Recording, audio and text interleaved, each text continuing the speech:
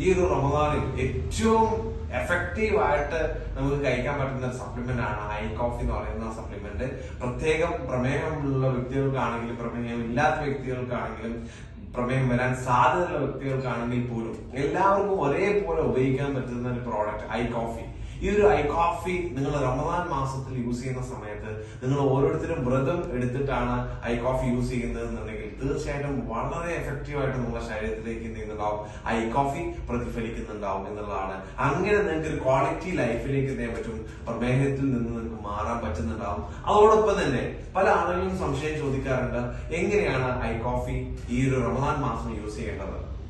അത്താഴം കഴിക്കുന്നതിന്റെ അരമണിക്കൂർ മുമ്പായിട്ടാണ് ആദ്യം നിങ്ങൾ യൂസ് ചെയ്യേണ്ടത്. ഒരു പാക്കറ്റ് അത്താഴം കഴിക്കുന്നതിന് മുമ്പായിട്ട് യൂസ് ചെയ്യാം. അതിനുശേഷം നോമ്പ് പിറക്കുന്ന സമയത്ത് ആദ്യം നിങ്ങൾ കാരക്കയോ അല്ലെങ്കിൽ ഈത്തപ്പഴമോ കഴിച്ചതിന് ശേഷം വെള്ളം കുടിക്കുക. അത് കഴിഞ്ഞ് നിങ്ങൾ നിസ്കരിക്കാൻ വേണ്ടി പോവുക. പോയി വന്നതിന് ശേഷം ഏകദേശം ഒരു 10-15 മിനിറ്റ് കഴിഞ്ഞതിന് ശേഷമാണ് ഐ കോഫി നിങ്ങൾ ഉപയോഗിക്കേണ്ടത്. ആ ഒരു സമയത്ത് നിങ്ങൾ ഒരു പാക്കറ്റ് ആണ് യൂസ് ചെയ്യേണ്ടത്. അങ്ങനെ ഒരു ദിവസം 2 പാക്കറ്റ് വീതമാണ് നിങ്ങൾ യൂസ് ചെയ്യേണ്ടത്. അങ്ങനെ നോമ്പ് പിറന്ന് നിങ്ങൾ ഐ കോഫി യൂസ് ചെയ്തതിന് ശേഷം അരമണിക്കൂർ കഴിഞ്ഞിട്ടാണ് ബാക്കിയുള്ള എല്ലാ ഭക്ഷണങ്ങളും നിങ്ങൾ ഉപയോഗിക്കേണ്ടത്.